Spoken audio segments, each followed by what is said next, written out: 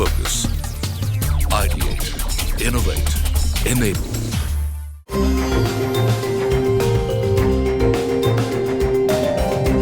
NetApp and CNBC TV18 present For the Love of Cloud. A very good evening, ladies and gentlemen, and welcome to NetApp and CNBC TV18 present For the Love of Cloud. Today's Thought Leadership Forum will focus on how to achieve the evolved state of the cloud by eliminating complexity and innovating at breakneck speed while prioritizing sustainable practices and ensuring cohesive data dashboards and future-proof security systems. The summit's main goal is to help IT leaders become trailblazers and unlock the best of the cloud in a rapidly changing global business environment. And now to set the tone for the evening, may I invite Mr. Puneet Gupta, Vice President and Managing Director, India and SAARC, NetApp, to deliver the welcome address. Mr. Gupta. A new world was emerging. That's what we call the hybrid world. There are many people who show up at work once a week, twice a week, thrice a week. There are folks who go every day. But most people in the industry believe that the new world is one of hybrid, and IT and data is not going to be any different. It is reasonably well known that cloud is accelerating. Most companies are pivoting very significantly to the cloud. I met with a couple of gentlemen from the industry about an hour back who had come early, and they both shared that how their organizations have moved so significantly to the cloud. But they all have some element of on-prem even now. So whether it is going to be IT applications, infrastructure, or data, they both are going to exist in both the worlds. And I think that's the new normal that all of us will really have to live with. In the new world, cloud is becoming both a platform, and cloud is also, in a way, a new buzzword. And the word data is getting used in many different forms and shape. So I remember about 5 years back, the first time I heard data is the new oil. And probably it was a little ahead of its time. Now they say it's the new currency for digital. And I think we are very fortunate that we are in the data business. And that's why, there was somebody who asked me this question: will you be relevant 5 years from now? And the first thought that came to my mind was, said the way data is exploding and the way it is growing and the way it's getting more complex, we're going to be relevant for the next 20 years. That's the way this world is going. Hybrid multi-cloud is going to be the new reality. A lot of customers that I speak to often tell me that, look, we're going to deal with 2 of the 3 hyperscalers or maybe all 3. And good, bad, ugly, the other 3 of them. And who've done amazingly well over all of these years. So hybrid multi-cloud is going to be the new de facto architecture in the industry. Today, cloud has almost become like industrial grade. Like both the gentlemen told me that they run their SAP workloads completely on the cloud. I think 5 or 10 years back, it wasn't thinkable that a large enterprise organization, multi-billion dollars, would be running their complete SAP application infrastructure on the cloud. And that's why cloud is no longer fashionable or no longer good to have on your resume. It's a must in the work that most companies would want to go do. And I think that's the change that we are seeing. Thank you very much. Ladies and gentlemen, it's time now for the first discussion of the evening. The topic of the discussion is deriving value by unlocking full cloud potential. Your thoughts on, how have cloud journeys evolved, especially from a conglomerate perspective, because there are a lot of moving parts. There are some natural synergies which happen and some there aren't. So your thoughts on that, and where did things stand during the pandemic and how have things changed post that? Your thoughts on that? Thanks a lot for that. A very good evening to all of you. Like you rightly mentioned, we are a conglomerate. So 3 businesses in essence. We have pharma, financial services, and realty. And by the nature of very business and the ecosystem that they're a part of, the cloud adoption rate is different. So I would say financial services would be at the top end. Pharma would be, somewhere towards the back, and maybe realty falls somewhere in between. And it's very natural because the kind of capabilities that each of the business need are very different. For example, financial services, again, multiple businesses within them, but a very large portion is B2C. Where it becomes a very natural fit in terms of, for example, you need the scalability where there is a bit of unpredictability in terms of the kind of traffic that you will attract, and at the same time, you need this capability today of being an ecosystem-driven business model, where, for example, APIs and being serverless become table stakes. All right. Let's get in the Mahindra and Mahindra Group perspective. So Abhishek, I'll come to you because again, as a conglomerate, lots of moving parts. So your thoughts on this question? Now, after this pandemic, since every business is going digital, lot of digitalization is happening. You are reaching to your customers across the globe. Now, in this scenario, the basic need of the business is, one is elasticity. How do you find the elasticity? So every business is evolving at its pace, and everybody is now, when they are starting their digital journeys, so cloud becomes a very important role and pertinent role for elasticity. I'll say three things which are the important things. One is elasticity.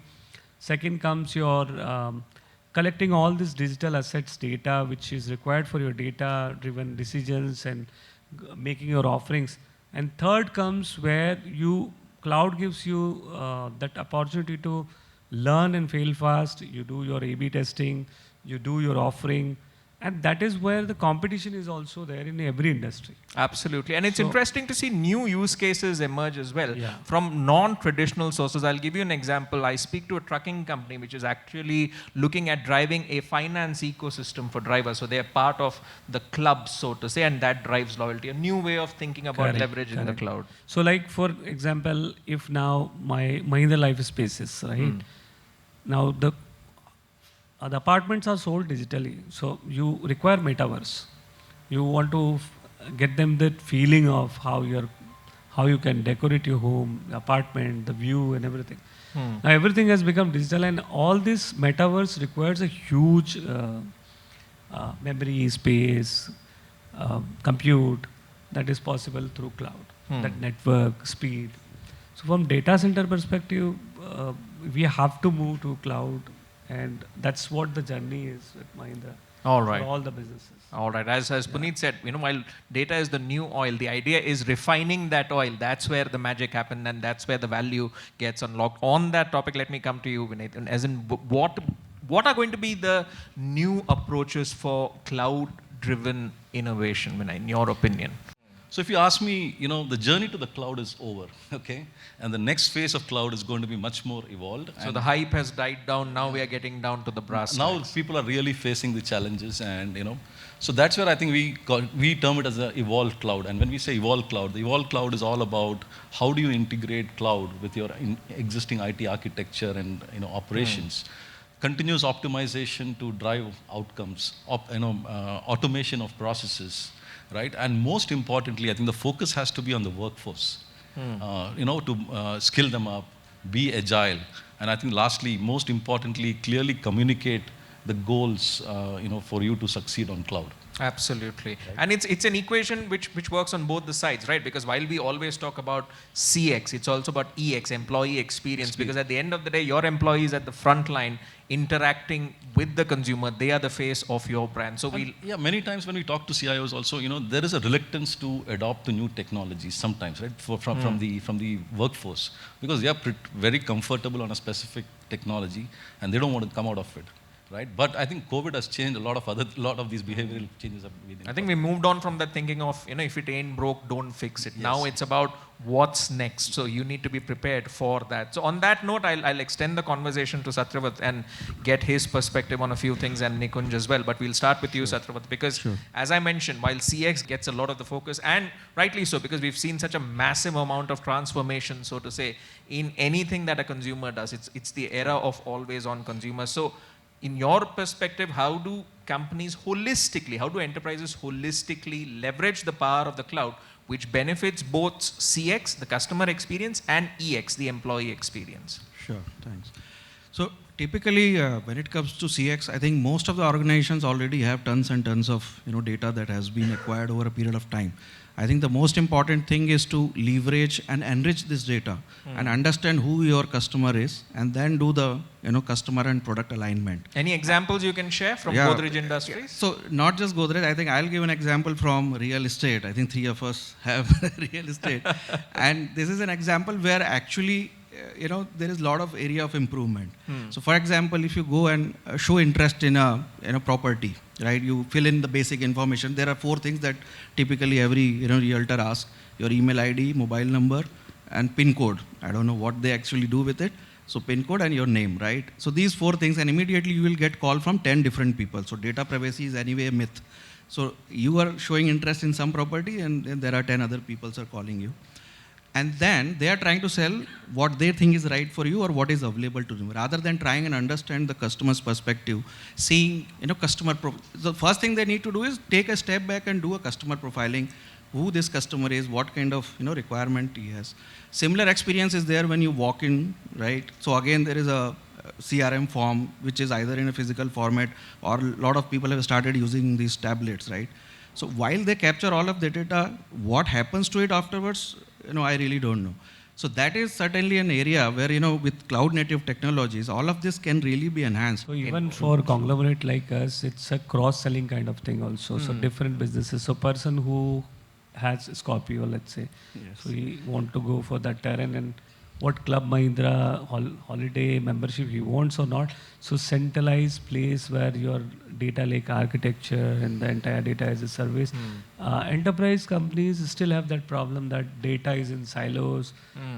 Nobody knows. You hire 100 data scientists, but they don't know where is the data. That's a good keyword which you have mentioned, silos. I'll get Nikunj to comment on that. But as you mentioned, right?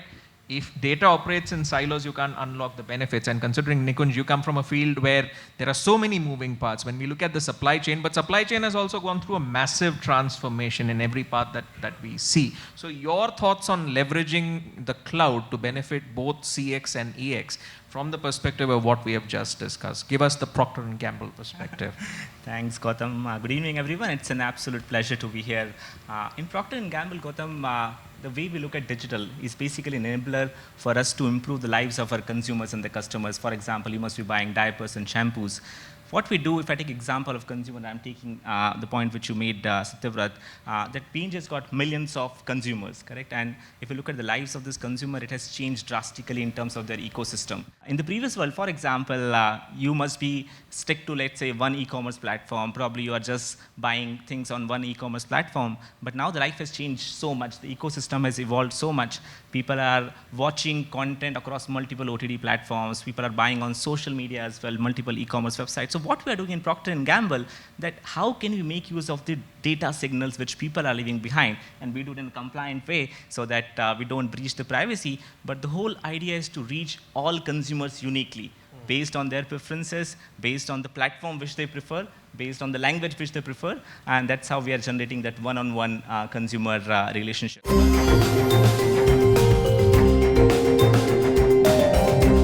NetApp and CNBC TV18 present For the Love of Cloud. Following the brilliant first session on delivering value by unlocking full cloud potential, the next topic of the evening focused on coexistence of data security, analytics, and cloud computing as panelists share their views on key technologies that are imperative for cybersecurity across cloud, networks, and applications. How does an ideal data journey look like where all these elements of data security, analytics, and cloud computing can coexist in harmony?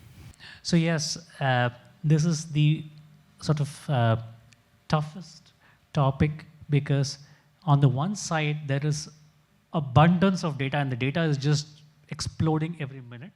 On the other side, with each piece of data going up, there is always the threat that this piece of data could land up in the wrong place if it's not managed correctly.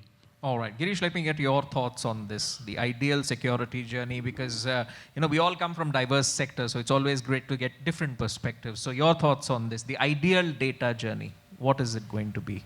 So ideal data journey, especially if I say about Genesis, we have data in petabytes basically.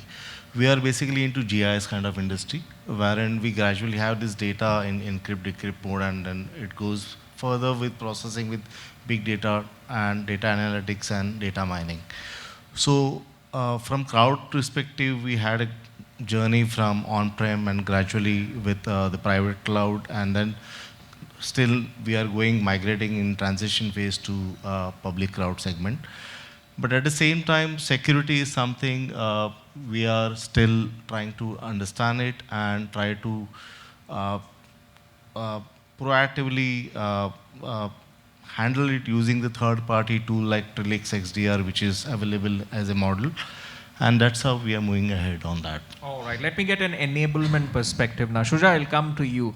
And while on the face of it, it appears to be a simple question, I love the fact that the pressure is on you to answer that, and I'm just asking the questions. How do you simplify and secure the data fabric of any enterprise, especially as workloads are becoming much, much more diverse, more complicated, and extensive in terms of their size? It's a counterintuitive question, so I'd love to hear your answer on this. And thank you for that. So data fabric, I just wanted to bring in the perspective of data fabric. And as we hear it, then we saw Gartner also commenting on it, is among the top trends for 2022. The ability to make information available to the right people at the right time, at the right place. And with the digitalization really taking off, I think everybody is evolving, or the infrastructures are evolving into data fabrics. Now, you got to, from a security perspective, it is important that we, of course, Mr. Satyavrth, mentioned that very, very aptly in the right sequence. I don't remember the sequence, please help me out there. The top 5 points which you listed. But then starts with threat modeling for sure. And then when it comes to implementation, there is, of course, the peripheral, which you would like to control. And then what we're saying from, if you were to really simplify and really focus your efforts, what we're hearing from customers and from industry is that people are focusing on information-centric security, place where it resides. We have a role to play in that. We're very happy that since we focus on data, we have a role to play, and we make it far more secure. Even if somebody breaches the periphery, comes down into your infrastructure and is attacking your information assets, we would have a way to figure out that there's something happening.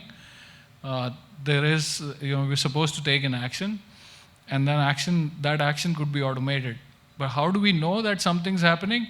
And that's where AI and ML, comes into picture. Abhijit, your perspective on the fact that, there is the expectation of high performance in today's environment, but there's also increasing complexity where I believe, one data point I read, 55% of all data is going to be in the cloud by 2025. So the high performance versus high complexity, that brings us a lot of challenges for any enterprise. So your thoughts on how do you overcome those challenges?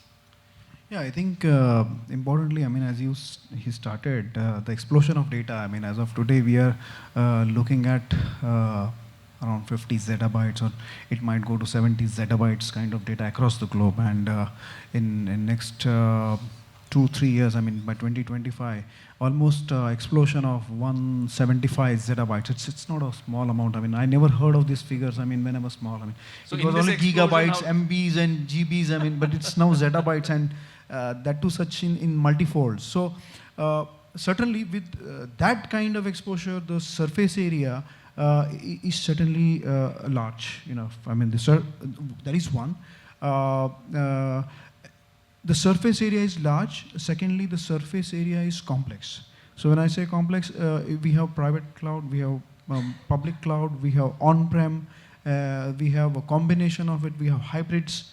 So that is the second point. And with that, I think someone pointed out in the erstwhile session, visibility. One is the visibility, and second is tracking.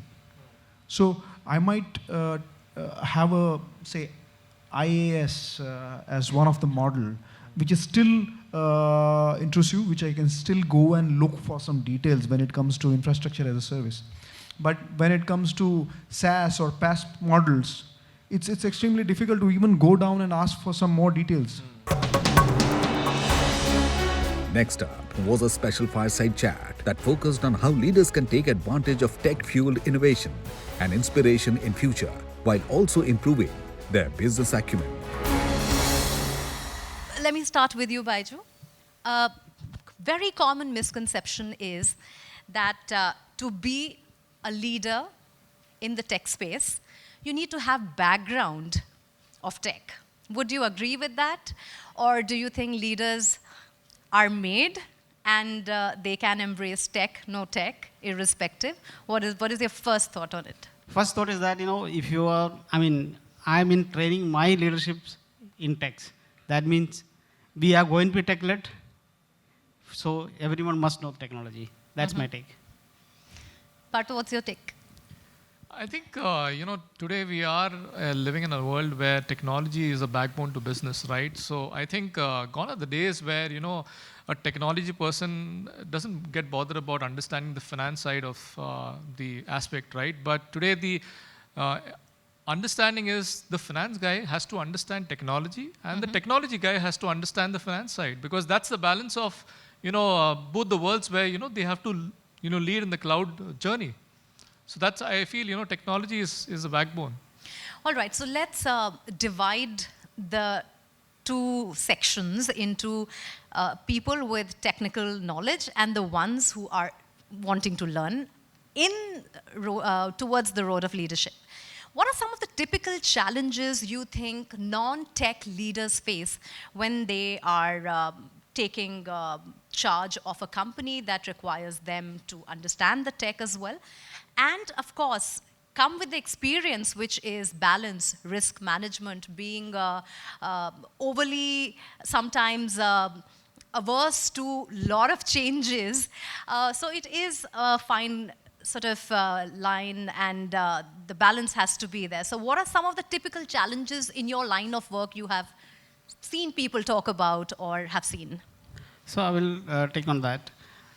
Typical leaders who may not be probably, I'm not saying tech savvy, but outcome of a technology, a predictions or a model predict that, if you can't understand from the context it to be read, what will happen, you still find, you have reports, you keep on collecting data, but still make instinct-based decisions. So what is the correlation between that data which you see every day on the screen and what is the decision you're making finally? Finally, machine is still not able to make decisions, a context-based decision, what today human brain can make it. So what I see is that could be lagging. Second, technology has to be used as enabler, okay? And if a person doesn't understand what exactly it means on my screen, finally, how do you make a decision? So it's not gone as the days that you get a collection of reports and finally make a decision, right? It is now alert-based, now a nudge-based. You need to understand that nudge and understand the entire landscape and make a decision finally. So I think that's where you need to actually change the way of making decisions.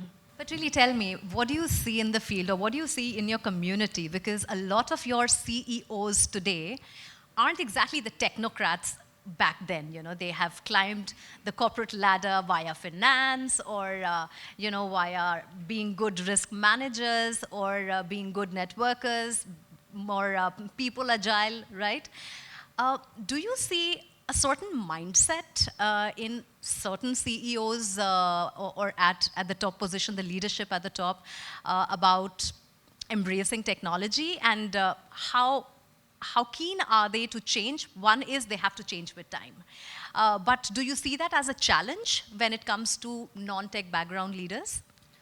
Not really. I think, leadership skills are more to do with, interpersonal skills and how you motivate people to, achieve the task which is given to them, right? When you mentioned about technocrats, right? I just thought I'll go back to, what technocracy was. It was a popular movement which started in the United States way back when the Great Depression happened, right? And when this event happened, I think some of the wise intellectuals back there, they decided that they will leave the problems with some of the specialists. And when they're named technical specialists, they actually placed some of the skilled engineers, some scientists, some economists. They were more equipped to understand the inherent complexity of the economy. And that's the reason why technocrats play an important role, because they are a subject matter expert in that domain, and they bring that intelligence back to the leaders, right? So, you name Elon Musk or, Satya Nadella, probably they're great coders, or, they have their instinctive skill sets to, build a business. But they also take pragmatic, data-oriented and very, decisions which are driven by more data. So today, the world is not driven by, just, I like this person, I will probably, promote something, or I will, drive something on an interest-based decision. It is more open and more data-driven decisions that way. Well, short and sweet. Thank you so much for taking your time out. Thank you for inviting us to this forum. Thank you. Thanks for patiently hearing us.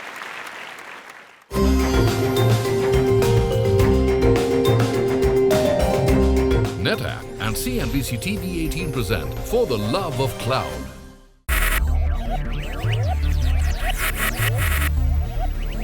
Focus, ideate, innovate, enable.